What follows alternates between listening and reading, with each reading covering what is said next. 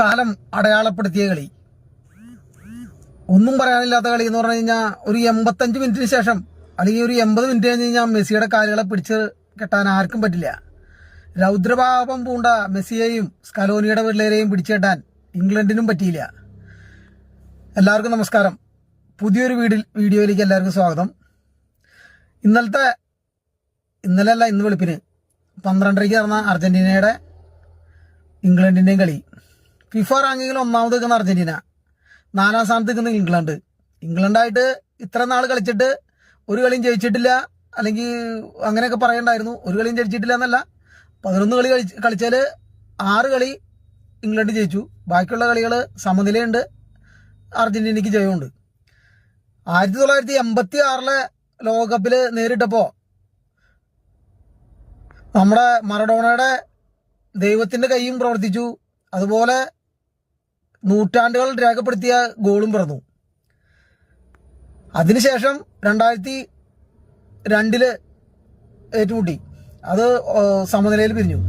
ഞാൻ പറഞ്ഞത് ഇപ്പോൾ ഈ നടന്ന കളി കണ്ടിട്ട് നിങ്ങൾ ഇപ്പോൾ അർജന്റീനയെ കുറ്റം പറയുന്ന കളിക്കാർക്ക് എന്താ പറയാനുള്ളത്?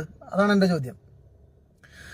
കളിയുടെ മനോഹാരിത, ലാറ്റിൻ അമേരിക്കൻ ശൈലിയിലുള്ള കളി, നമ്മൾ അല്ലെങ്കിൽ എല്ലാവരും പറയുന്ന ഒരു ശൈലിയിലുള്ള കളിയായിരുന്നു അത് നിങ്ങൾ സ്വിറ്റ്സർലൻഡായിട്ടുള്ള കളി എടുത്ത് നോക്കിയാലും കാണാം, അതുപോലെ തന്നെ ഈജിപ്റ്റായിട്ടുള്ള കളി എടുത്താലും കാണാം, ഇന്നലത്തെ ഇംഗ്ലണ്ടായിട്ടുള്ള കളി എടുത്താലും കാണാം, ഈ കഴിഞ്ഞ ഇംഗ്ലണ്ടായിട്ടുള്ള കളി. കാരണം ഓരോ ടീമിനോടും ഏത് തരത്തിൽ കളിക്കണമെന്ന് അർജന്റീനയ്ക്ക് അറിയാം. അതാണ് സ്കലോനിയുടെ തന്ത്രം സ്കലോനി പുറത്തെടുത്താൽ ആർക്കും അതിനെതിരെ നിൽക്കാൻ ആർക്കും പറ്റില്ല. ഇന്നലത്തെ കളിയെ പറ്റി നോക്കിക്കഴിഞ്ഞാലേ ആകെ 36% ഇംഗ്ലണ്ടിന്റെ കയ്യിൽ ബോളുള്ളൂ.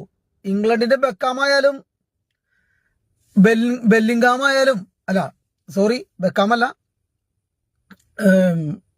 ഹാരി കെയ്നായാലും ബെല്ലിംഗാമായാലും ഏത് കളിക്കാരായാലും ആർക്കും പിടിച്ചു നിർത്താൻ പറ്റില്ല. അവർ ഒരു ഗോൾ അടിച്ച് പന്ത് ജയിച്ചു എന്ന് വിചാരിച്ച് മറ്റേ വൻമതിൽ തീർക്കാൻ പോയി. ഈ വൻമതിലിനെ അതിനെ കട്ട് ചെയ്ത് അടിക്കാൻ പറ്റിയ ആൾക്കാർ നമ്മുടെ ടീമിലുണ്ടെന്നേ. നമ്മുടെ ടീമിലുണ്ടെന്ന് പറഞ്ഞു കഴിഞ്ഞാൽ പിള്ളേരുണ്ട്.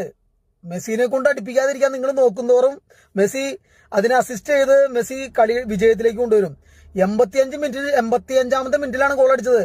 ഞങ്ങൾ കളി കണ്ട അർജന്റീന ഫാൻസ് എല്ലാവർക്കും, ഞങ്ങൾക്ക് മാത്രമല്ല, നിങ്ങൾ കളി കണ്ട ബ്രസീൽ ഫാൻസ് ആയാലും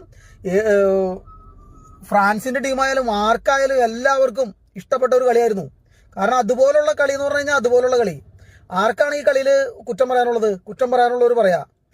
എന്നിട്ട് നമുക്ക് കളീനെ പറ്റി ഞാൻ ഒന്ന് വിശദീകരിച്ച് പറഞ്ഞു.